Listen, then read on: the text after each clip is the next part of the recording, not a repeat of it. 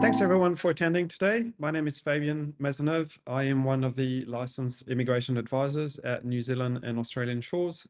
Pleasure to be presenting this today with my colleague and Australian visa expert, Clintivene. We'll spend probably just under an hour today, and this webinar is recorded if you're not able to attend the whole thing. And yeah, let's get started. We'll detail Australian opportunities, relocation opportunities. I'll cover a few basic facts about the country itself, life in Australia, what it's like, health, education, that sort of thing. And then Clintivene will detail the main visa pathways for relocation. We'll put some time aside towards the end for a Q&A, but we had, I think, well over 400 people register for this event. So if we're not able to discuss the question that you raised, whether upon registration or during this webinar, we'll get back to you in a private message later on. There is a Q&A function in this presentation, which you can use at any time. However, we will address those questions towards the end, or perhaps in writing during the event itself if we get a chance. So, Australia, what makes it so attractive and what opportunities are there? Before we get started about the country itself, just a few words about our company. New Zealand and Australian Shores has been around for a long time now. We were founded in 2009 and very proud to have a solid team of 12 licensed advisors. Some of us specialize in New Zealand visas, others in Australian visas, others are clever enough that they can do both. This is Clintivene's case. And each staff has varied levels of expertise, whether you're looking at business, visit, study, or skills-based migration. Some of us actually have experience on both sides of the job, with previous staff being immigration officers for Immigration New Zealand, particularly. What's important about being a licensed advisor is you work against a code of conduct. So similar to lawyers, we have an established set of standards and professional responsibilities. It's strictly implemented for New Zealand. There is somewhat some flexibility for Australia. However, we always work by a code of conduct regardless.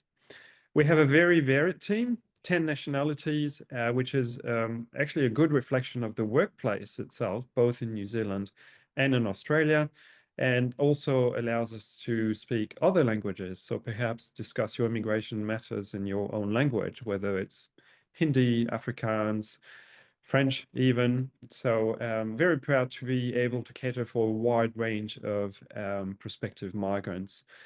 We have 3 offices in New Zealand, North and South Island, and 1 office in South Africa, which also allows us to assist you through a range of different time zones and act on your behalf if you get some interest from prospective employers. Whether New Zealand or Australia, we're sort of in a similar time zone, so we can pick up the phone and decipher the immigration process for any employer who might take an interest in your profile. So today, as I mentioned, the agenda in brief, I'm going to discuss life down under in Aussie, in Australia. Clintivene will then demystify the Australian visa categories, the main ones that are of interest to you today, because there are literally hundreds of different visas. And at the end, we'll put some time aside, as I mentioned, for questions and answers. A few facts about Australia.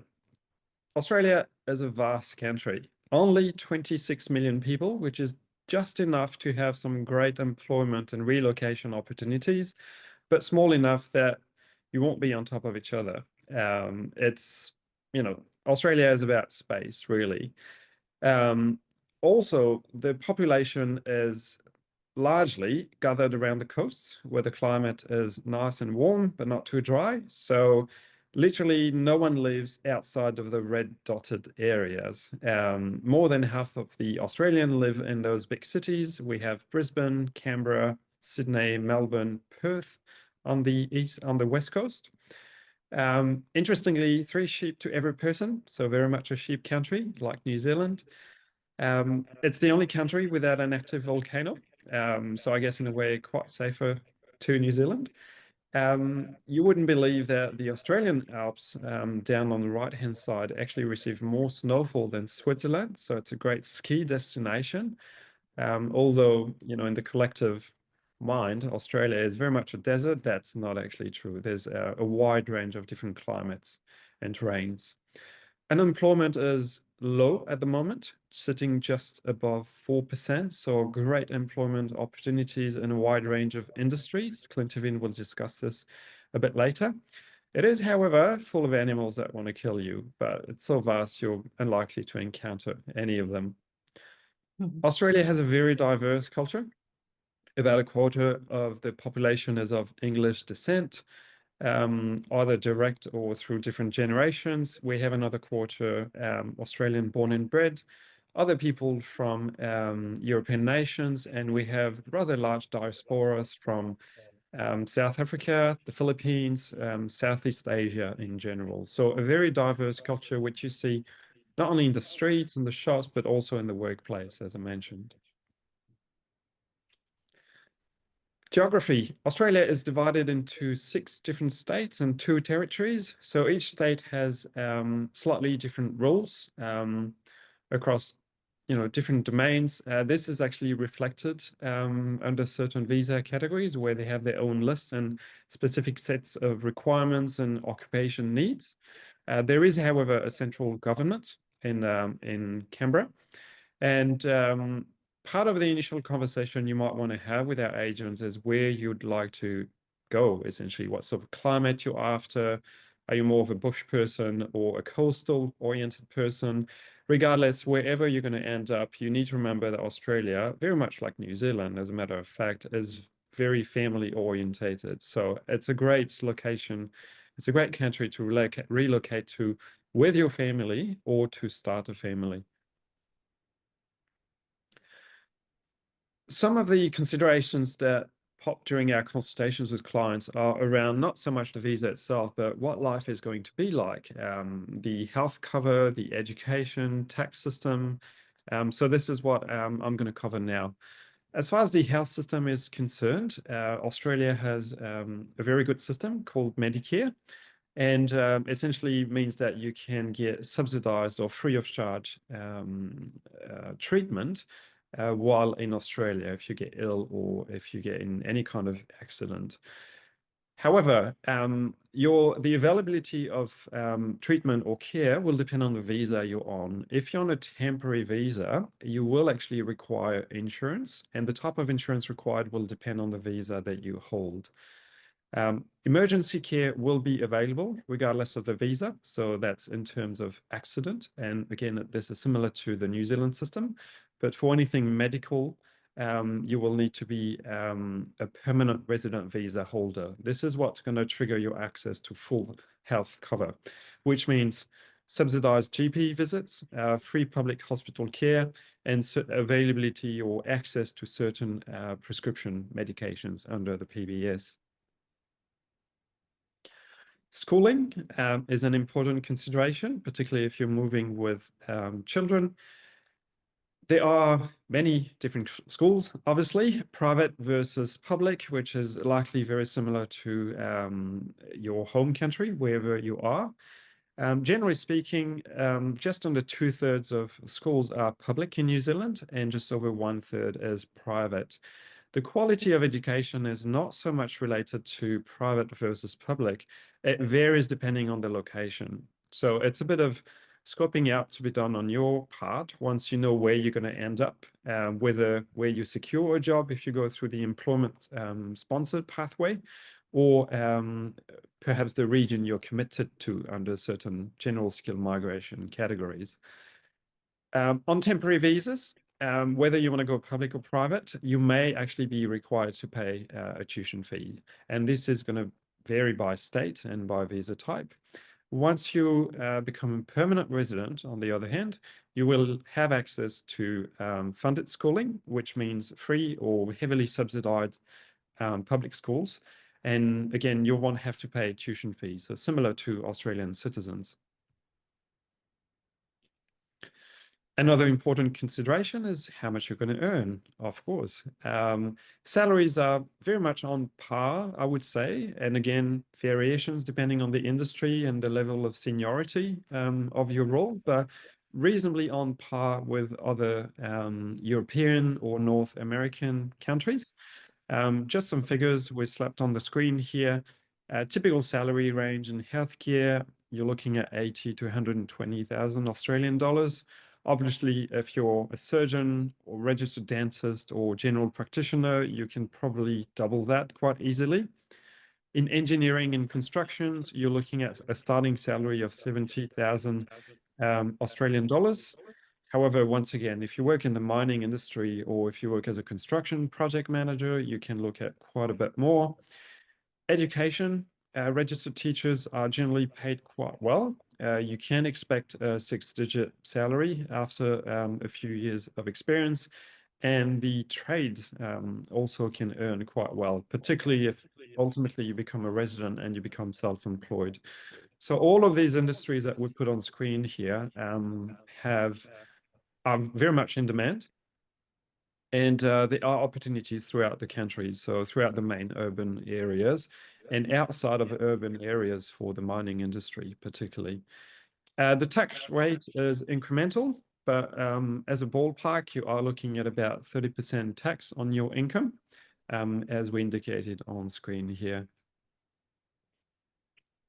Great. Now I'm going to pass this over to my colleague Clintivene, who's going to introduce herself first and then decipher the most important visa categories. Hi, everyone. So as Fabian mentioned, my name is clintivene and I'm one of the advisors for both New Zealand and Australian shores. So today we'll be talking obviously about the main pathways and the visa categories that our clients tend to come to us. So don't feel discouraged if we don't necessarily talk about something that's relevant and specific to your needs. Perhaps just reach out to us and then we can provide you with some advice and the best pathway moving forward. So as Fabian mentioned, there are over 100 different visa categories for Australia. So I won't bore you and discuss all 100 because we'll most likely be here until next week, Thursday. So I'll just mention the main ones and, we can always just take it further and have another discussion offline. So the main pathways we will be discussing today are the General Skilled Migration Pathway, and that is essentially receiving permanent residence without a job offer. So I know that seems attractive to a lot of our clients because that's something you can easily do. All we need to do is make sure that your occupation's on a specific list and you meet the requirements for what the government is looking for. The other main category is the employer-sponsored work visa route.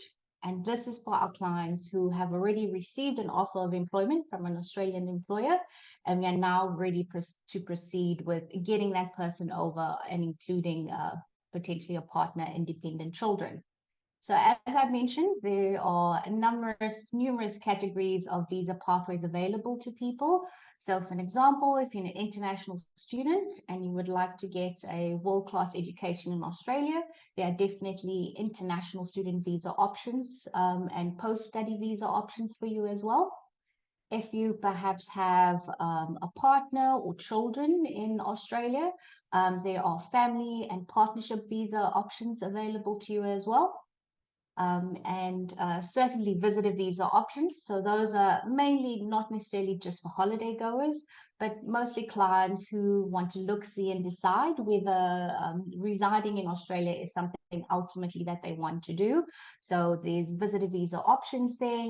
And if you are fortunate enough to come from an eligible country, so this would be about 45 countries. You could potentially get a working holiday visa. So that's another good route for our younger professionals who would like to get easy access to Australia, arrive in the country on a working holiday visa, and they get the benefit of both. So they can look, see, and decide whether Australia is the place they would like to permanently settle in, and they'll have that working rights available to them as well.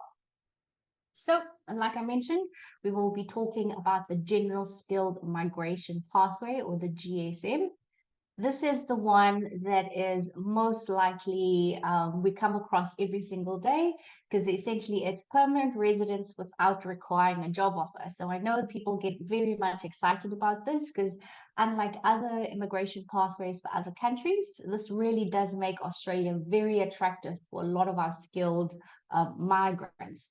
So the GSM application, just briefly, involves a few steps. So, like I mentioned earlier, you would need to make sure that your occupation is on a specific skills list.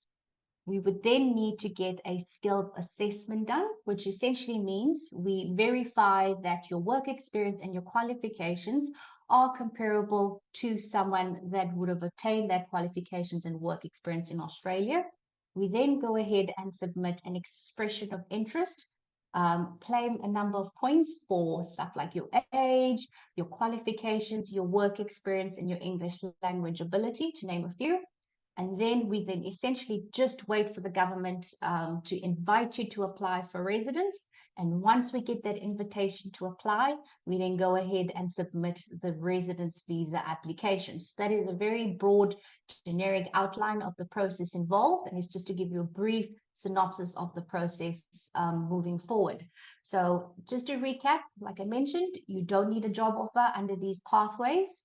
There are, however, age limit requirements. So for an example, if you are over 45, we will need to then look at an alternative pathway to residence for you.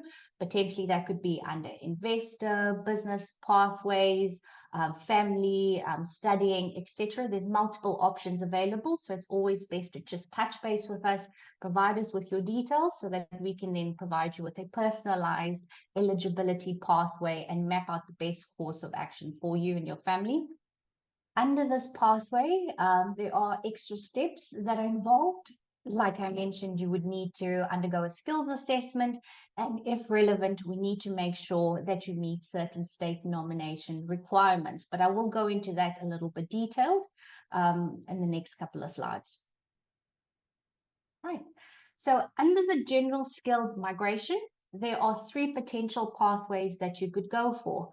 So the subclass 189 is the one that people most want to go for. This is essentially Australia's golden goose visa. The reason why it is so attractive is that in addition to not needing a job offer, there are also no employer or state restrictions or conditions placed on your permanent residence. So what that means is you can live and work anywhere in Australia. The proviso for that, however, is that your occupation must be on the medium to long-term skills shortage list. And ideally, when we're claiming points for your profile, we need to make sure that you have at least 80 plus points in order for us to submit your application under the 189 pathway. Generally, processing times ranges from 6 to 18 months. However, just recently, I've had a couple of teachers and various other occupations that meet those requirements be invited to apply a lot sooner.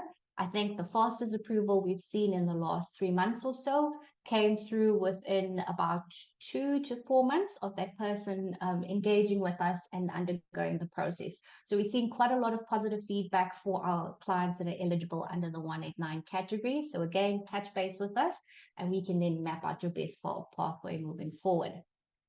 The second main pathway under the general skilled migration is under the subclass 190. So essentially under the subclass 190, you are nominated or rather invited by a specific state or territory that says, hey, we're looking for people with your occupations. Come and live and work in the state for at least 2 years. And once you fulfill those requirements, they then remove all the conditions on your permanent resident visa. And then essentially you've got a permanent resident visa without any conditions. So it varies slightly from the 190, which is the golden goose. But again, you don't need a job offer and it is a permanent resident visa up front. Under subclass 491, you essentially need to think of it as a work to residence route. So same thing as the other subclasses I just mentioned earlier, you do not need a job offer, but in this instance, under the 491, you can be nominated by a state or territory or immediate family members who are currently living in Australia, you will then need to make a commitment to work and live in that specific region for at least 3 years.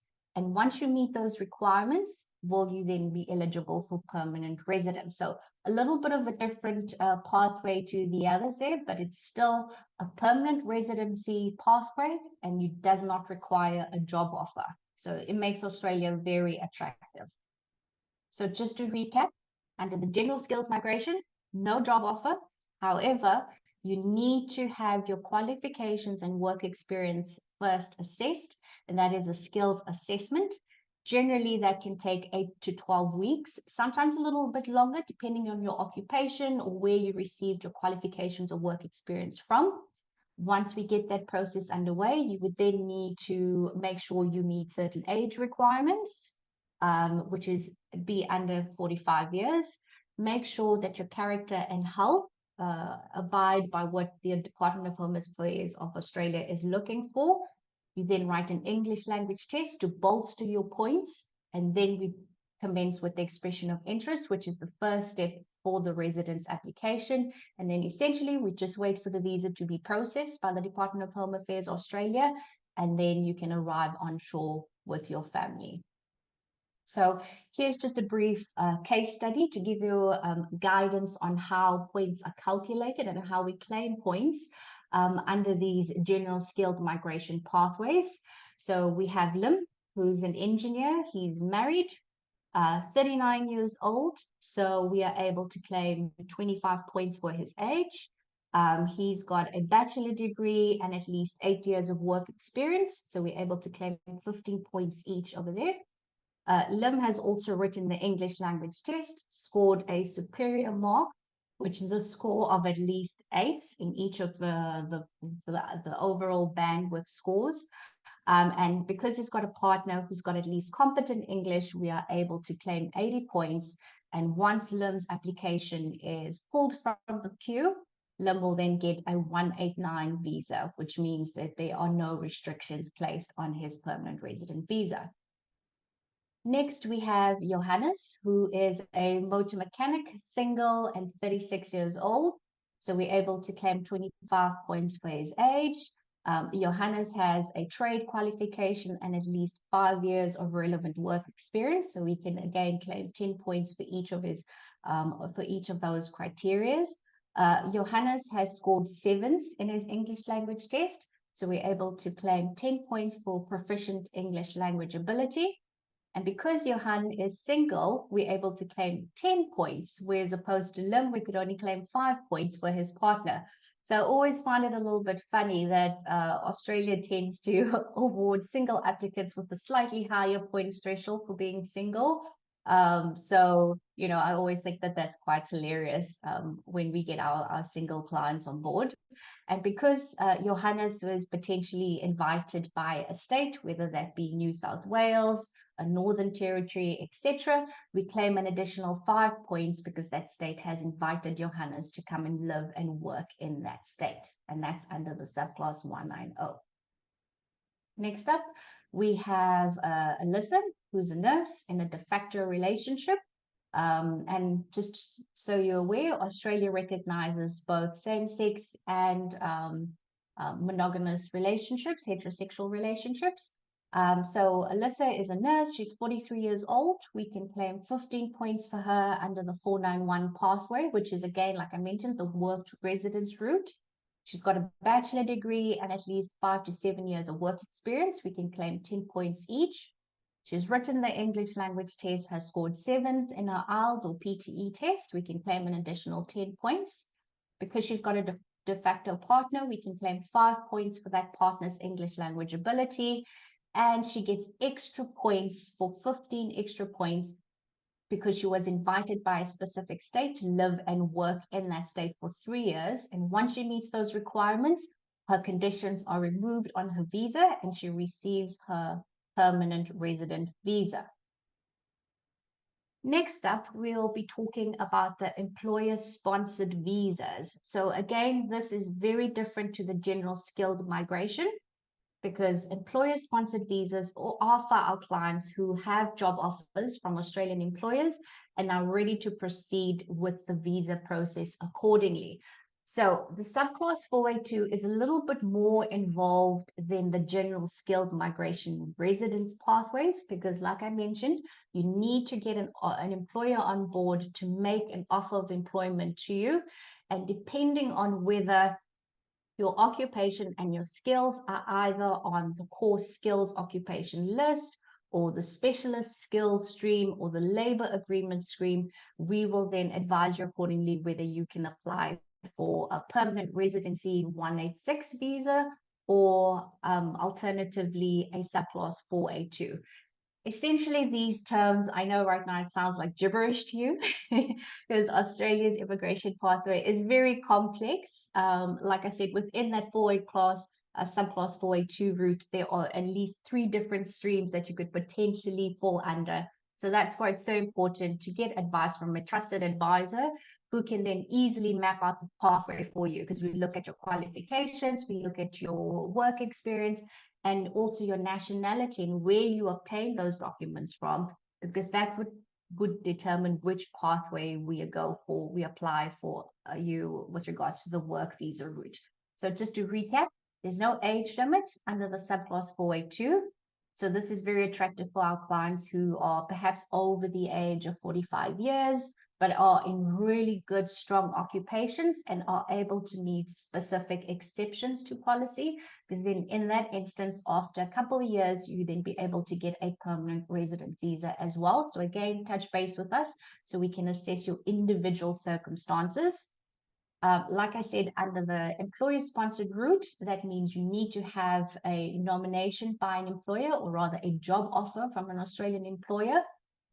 Depending on what your occupation is and what your nationality is, you may need to undergo a skills assessment, but all our clients who go under the subclass 482 must have at least 1 year of relevant work experience, which we've been quite fortunate enough, because most of the inquiries come to us are not newly graduates. These are people who are experienced in their field, have got tons of work experience, and it's easy for us to then to go ahead and submit these subclass 482 visas for them.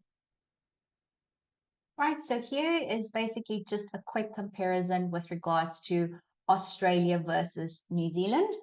So most of you would have joined our New Zealand pathway, our New Zealand webinar, sorry, last week, where we discussed the New Zealand process, what that entails, but this is just to give everyone a brief overview. For New Zealand, like I said, the main criteria is that you need an offer of employment in order to kickstart your process.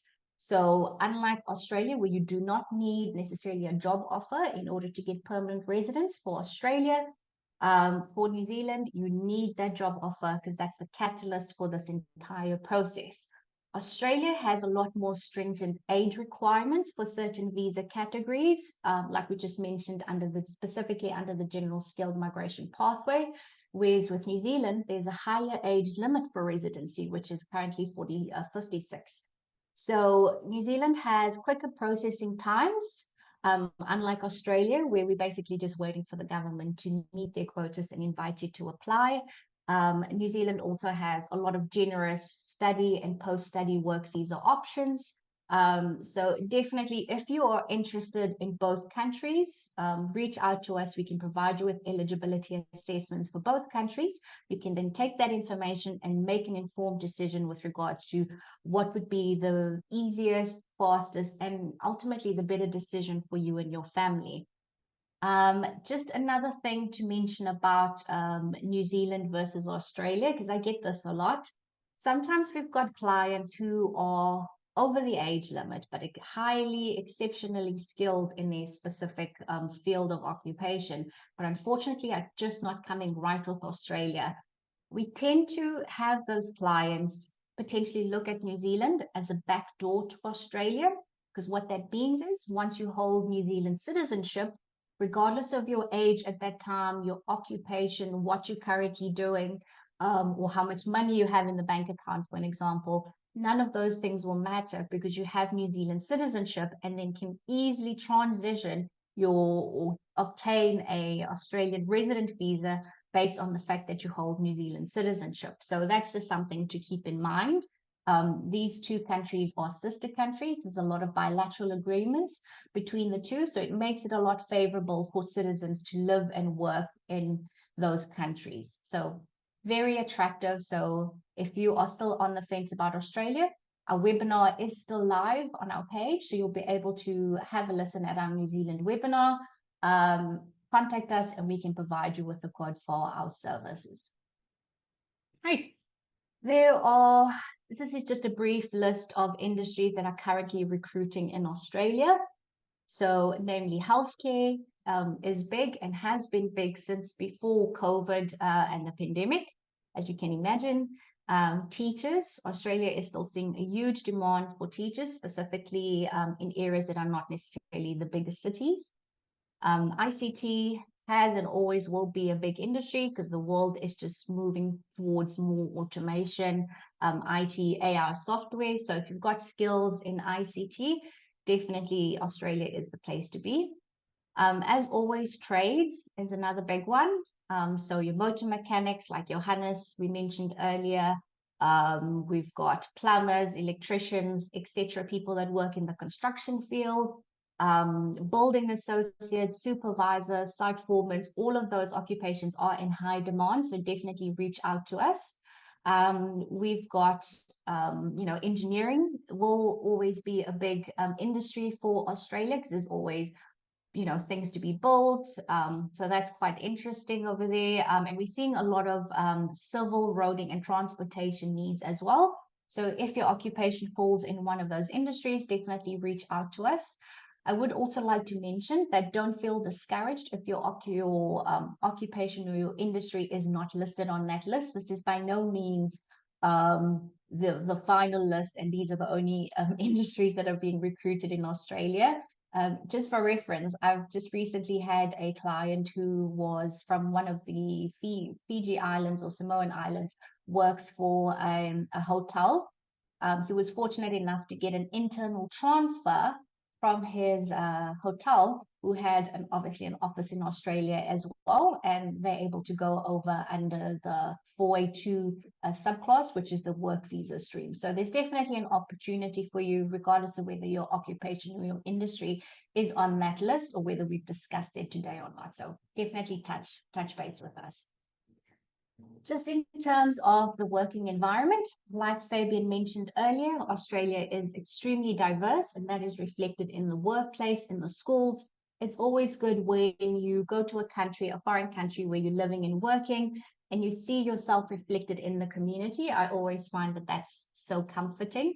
Australia offers quite a lot of flexibility in terms of workers and employers. So a lot of roles are able to work remotely, or you've got extensive work from home days, which definitely is encouraging, especially since most of the standard working hours is about 38 hours a week.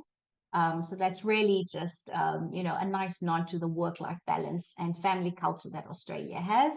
So a standard offer of employment will have you take up to 4 weeks annual paid leave and at least 10 sick leave, 10 sick days leave. So very flexible, very much inviting to the family, and it allows you to really enjoy the country for what it is, as opposed to just living to work, essentially.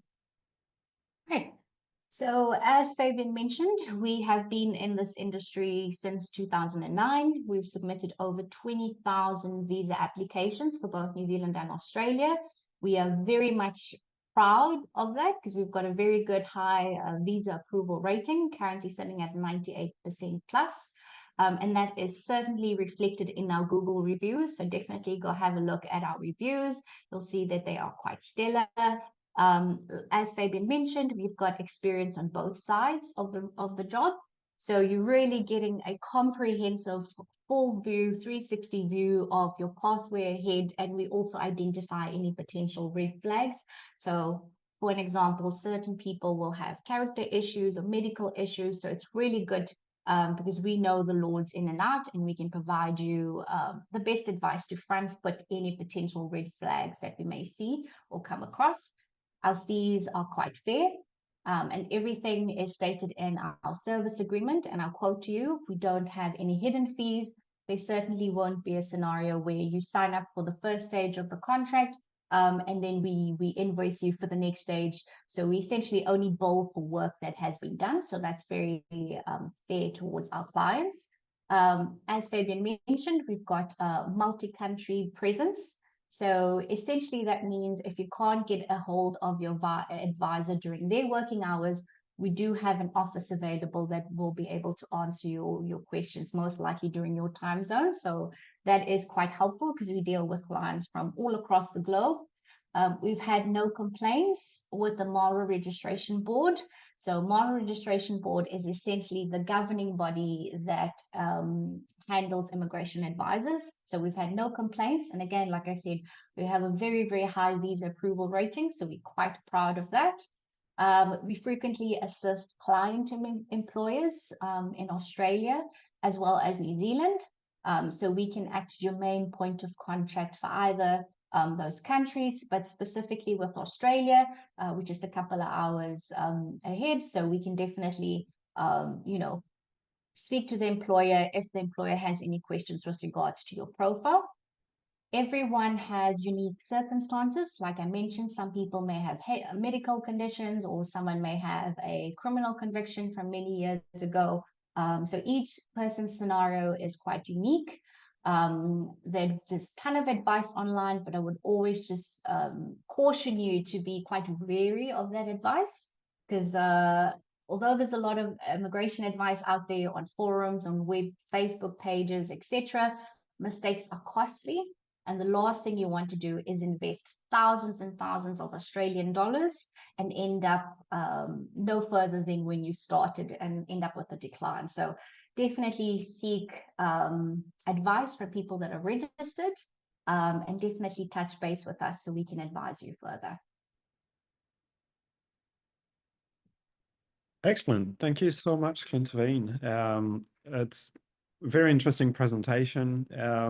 As we mentioned earlier, there are literally hundreds of visa categories, but these are really the main ones that will open the doors to Australia for you. So I've compiled a list of questions that came through during the event.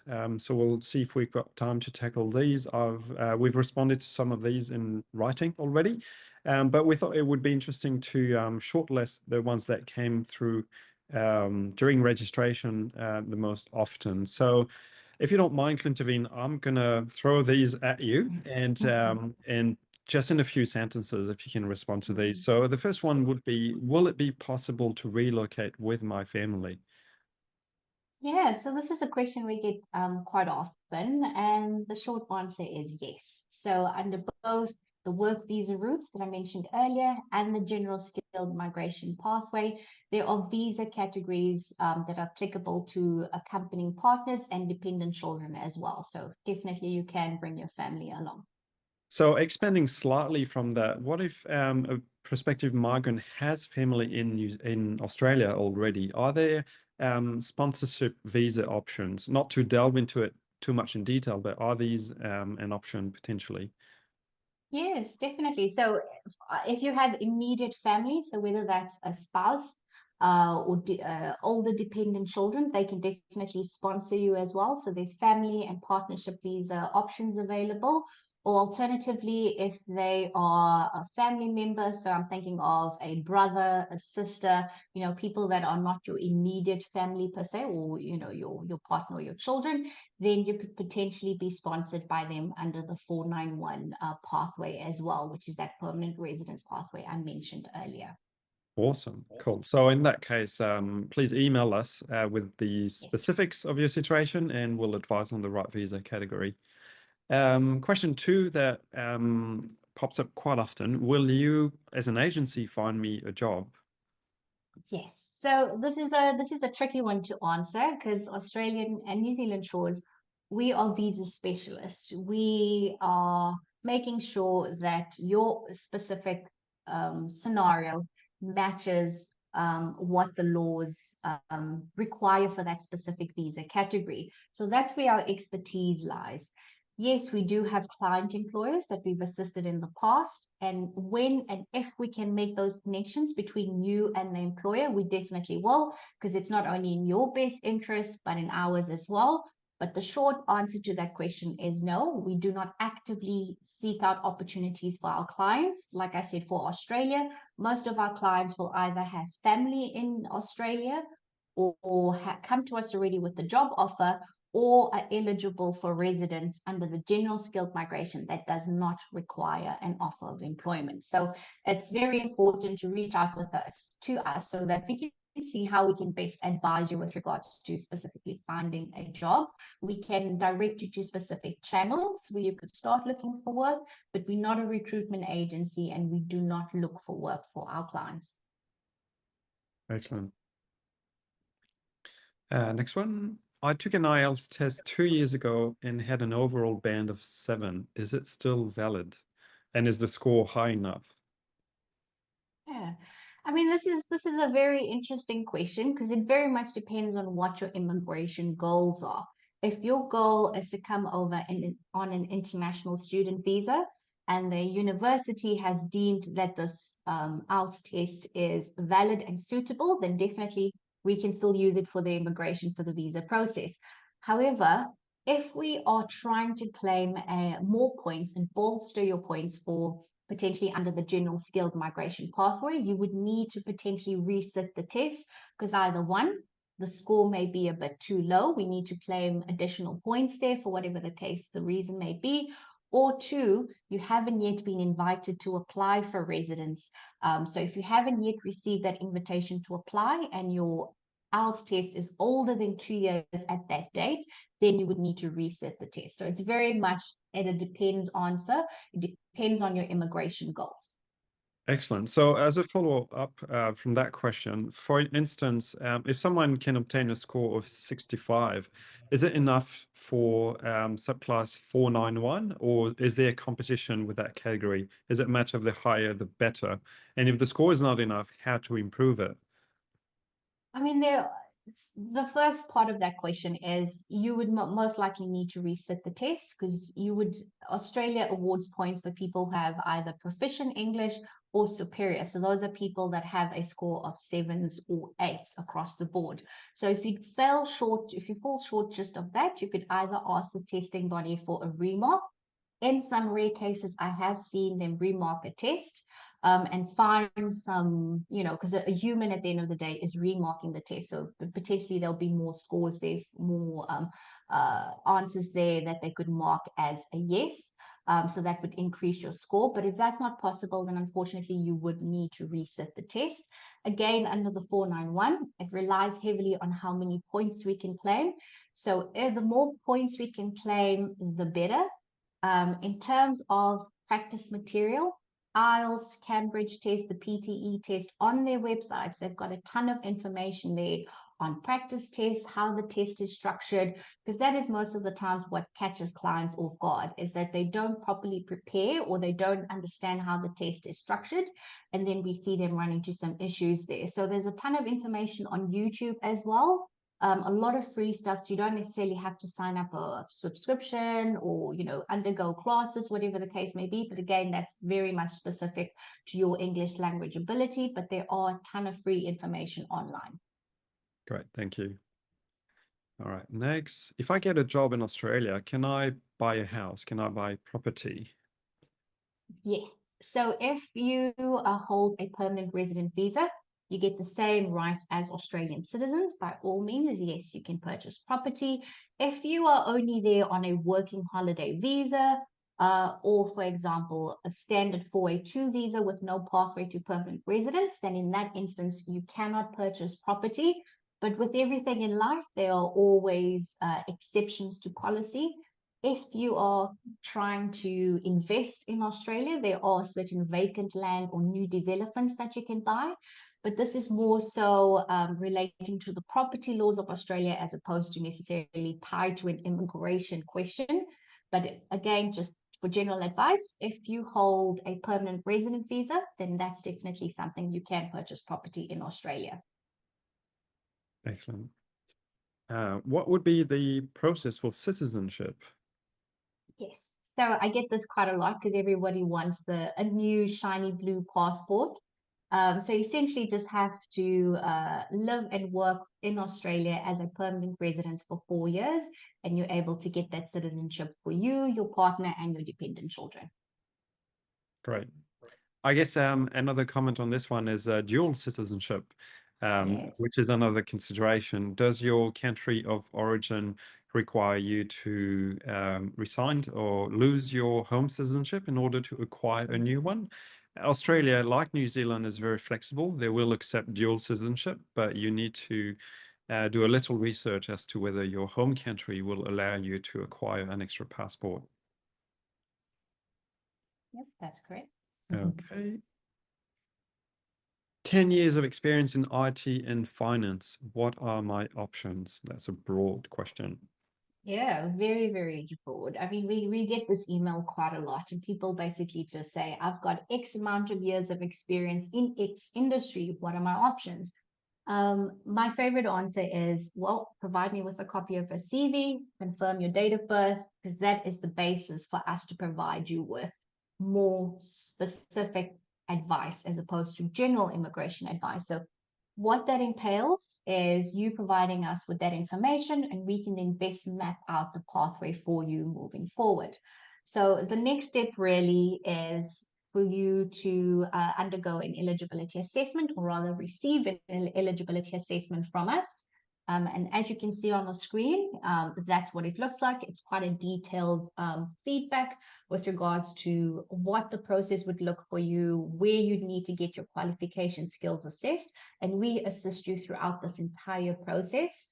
Once you get that eligibility assessment, you can then book a consultation with one of our advisors. We can then best discuss your questions, because I'm pretty sure you will have a ton of questions, as each person's immigration pathway differs quite significantly. And once we have had that consultation with you and you are ready to commence the process, we will then actively engage the services to make your immigration goal a reality. And if you look at the screen, my email address is there. So it's clintivene@australianshores.com. And we also have an info inbox that you could reach out to, and it's info@australianshores.com. So again, please send through your queries, your CVs, make an inquiry on our website, and we will do our best to get back to you and answer your questions.